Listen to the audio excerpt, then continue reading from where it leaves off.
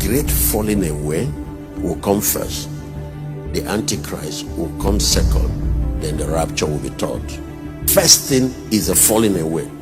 Ladies and gentlemen, if you want to know why all this rise of false pastors, false prophets, and fake believers everywhere, that's what is going on now.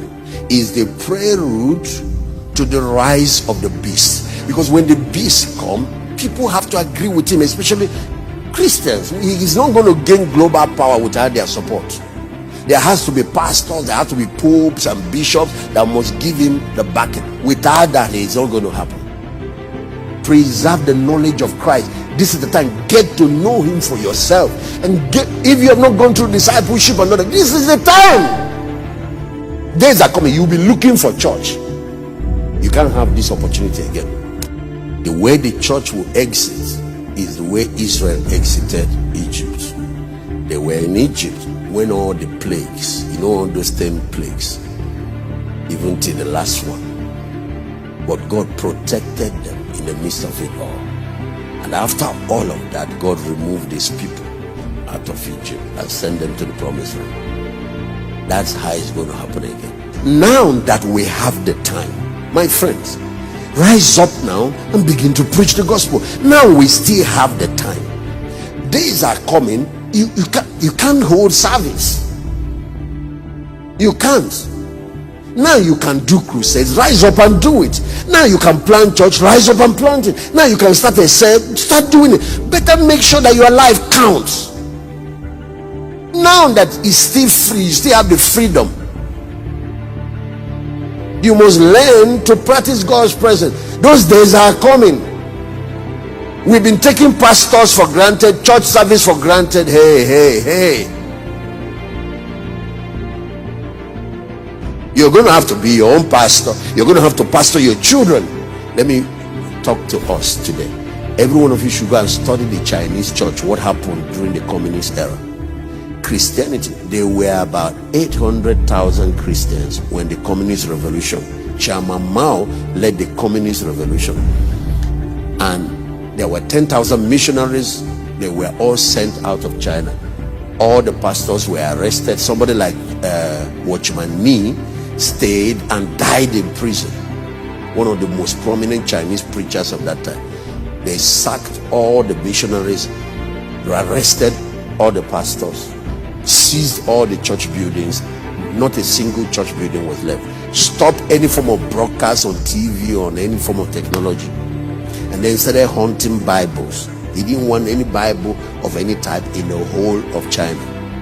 The Western missionaries from America, from Britain, all cried. They were praying for China. They said the church, because it's a young church, it will die. Who told you? Church does not die because of persecution. I said fire does not destroy gold. It only purifies it. When China finally opened up to the world again, after 30 years, you know what they found? That less than 1 million believers, 800,000, has grown to about 150 million. Now, go Google what I'm saying. The Christians, evangelical born-again Christians in China are more than all the people in the Communist Party. The Communist Party has about 90 million people. The church grew when it went underground. The church grew when they removed all the pastors. The church grew when they removed all the church building. The church grew when they stopped crusade. The church grew when they stopped preaching on TV. The church grew when they removed. Of course, what the missionaries now, the Western churches did, is to make sure they found a way to smuggle Bible, and they caught some of the smugglers. Now, watch. When communism fell, they found out that the church that was not up to 1 million, 800 and something, has grown to over 150 million. What happened? It was when believers discovered that we are all ministers, we are all priests.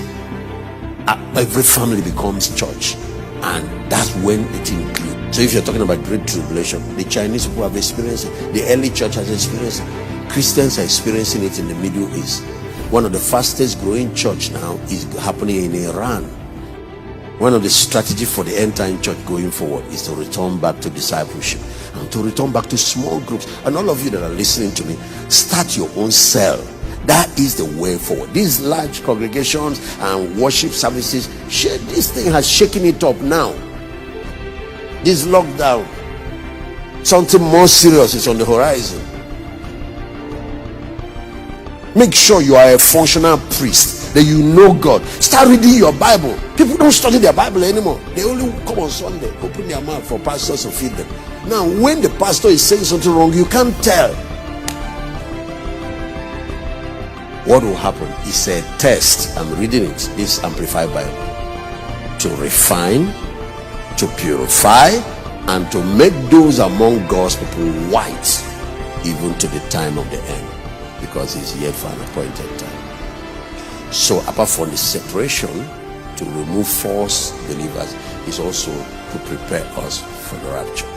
And that's why I tell, if you remain a lukewarm Christian, what will wake you up is coming. You better not wait for that. Now we have the time. Let's take advantage of it to reach the world for Christ, to reach our communities, to reach our cities, to make sure that our family members are in the ark before the flood starts, to make sure that we reach everybody. Now we have technology, the freedom to do everything. Let's utilize it.